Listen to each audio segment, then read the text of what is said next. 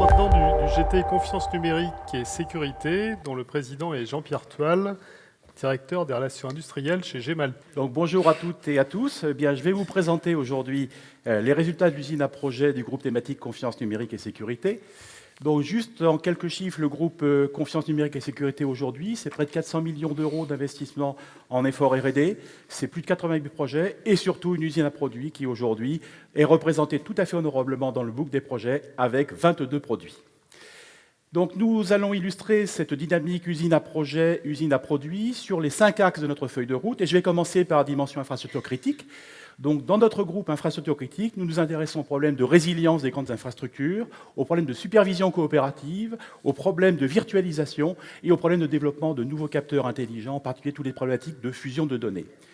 Donc, je vais illustrer ce premier passage de l'usine à projet à l'usine à produits avec les produits Spinel de la société AGH Infrarouge, qui est un des champions du pôle, et qui, à partir du projet Cépharon, a construit toute une gamme de capteurs thermographiques infrarouges extrêmement performants, qui permettent effectivement de faire et de mettre sur place des caméras de surveillance panoramiques infrarouges dans la gamme des Midway, c'est-à-dire 3 à 5 micromètres, temps réel 360 degrés. Ces produits aujourd'hui ont accueilli une énorme attention auprès du public. Ils ont en particulier été récipiendaires de 4 awards internationaux extrêmement prestigieux, comme le Govies Government Award, comme l'Euronaval 2010, ou bien encore comme le prix Montgolfier 2012. Donc la société aujourd'hui est très en position de leader sur son marché, donc elle développe des produits extrêmement sophistiqués qui fonctionnent en mode tout temps, qui sont capables de travailler par des conditions difficiles, en mode pluie, en mode brouillard, qui permettent de faire des détections très fines d'objets jusqu'à 30 km pour des bateaux en situation extrêmement compliquée, 15 km pour des véhicules, 15 à 18 km pour des personnes. C'est une capacité technologique extrêmement importante qui a été reconnue puisqu'aujourd'hui, un seul de ces senseurs peut remplacer jusqu'à plusieurs dizaines d'équivalents sur les produits compétitifs du marché en termes de capacité du senseur à détecter et également sophistication du software qui est intégré à bord.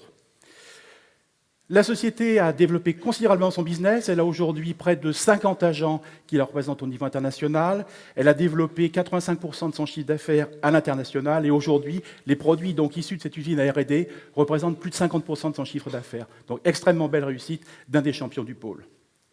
Le deuxième axe sur lequel je voudrais travailler, c'est la part infrastructure de confiance dans la ville numérique. On a des problématiques relativement voisines de celles de la partie infrastructure critique, où là, on va travailler sur les problèmes de résilience de l'infrastructure urbaine, de mise en place de services urbains, de supervision des systèmes SSI pour la ville numérique, et bien entendu de gestion des risques, en particulier dans le cadre de grands événements. Donc là, je vais illustrer ce passage de l'usine projet à l'usine produit avec la société Evidium Technologies, qui a d'abord été elle-même créée à partir des résultats d'un des grands projets structurants du pôle, dans lequel elle a développé un projet ciel qui s'appelle ISAP, et à partir duquel sont nés toute une famille de produits destinés aussi bien à la supervision de sites sensibles qu'à la supervision de sites événementiels, en particulier pour la vie numérique. C'est par exemple le cas du produit Event Monitor, qui est aujourd'hui un produit leader sur la surveillance des sites sensibles du genre grand stade de football, par exemple, et qui est utilisé pour ses capacités extrêmement précises en matière d'interfaçage 3D, de capacité à faire de l'analyse en temps réel de toutes les informations issues d'une multiplicité de sites, de senseurs qui sont répartis sur un site, et de travailler en mode big data avec des mécanismes d'apprentissage de type intelligence artificielle. Donc aujourd'hui, la société a de nombreuses références, et en particulier, c'est un produit qui est utilisé pour la surveillance de la cité interdite à Pékin. Le troisième axe concerne la confiance numérique au service du citoyen, où là, on va adresser les problèmes très compliqués de gestion de la vie privée dans les problématiques SSI, de sécurité transactionnelle, de dématérialisation, voire éventuellement de citoyenneté, avec les problématiques de vote ou de votation numérique. Donc là, je vais illustrer mon propos avec la société Dictao, qui est aujourd'hui un des leaders sur son marché et qui a transformé les développements R&D du projet structurant FC Carré en toute une famille de produits destinés à l'authentification forte et la signature sur des dispositifs aussi bien fixes que mobiles, et en particulier le projet CloudCard, qui est aujourd'hui un système de déploiement de systèmes d'authentification forte en mode out-of-band comme de signature électronique, qui permet aussi bien donc d'accéder à des services compliqués et de signer des données depuis son mobile ou sa tablette.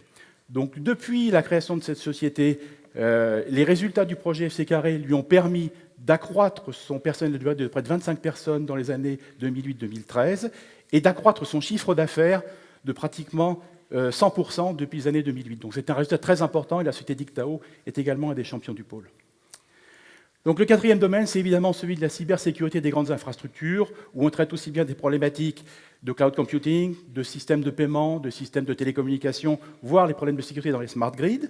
Et là, je voudrais illustrer mon propos avec la société Walix, qui est aussi un des champions du pôle, et qui, à partir du projet Admin Proxy, a développé le produit Admin Bastion, qui est aujourd'hui un produit leader pour la sécurisation des accès au système d'information, qui est un système qui permet de donner une traçabilité visuelle de tous les accès qui sont faits au système d'information, en particulier par les personnels avec des droits d'accès privilégiés, et qui a la capacité de fournir des preuves opposables en matière d'audit informatique. Donc la société aujourd'hui a près de 200 références en Europe, elle est certifiée CSPN et elle a des applications dans une dizaine de domaines business différents. Dernier point, c'est les technologies génériques, essentiellement sciences humaines, big data, cryptographie, gestion multirisque. Et là, je vais illustrer mon propos par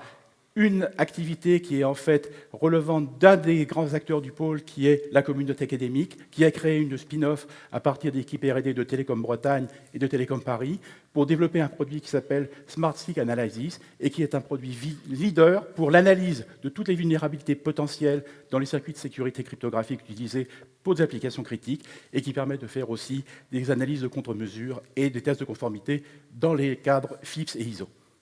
Voilà. Merci beaucoup Jean-Pierre.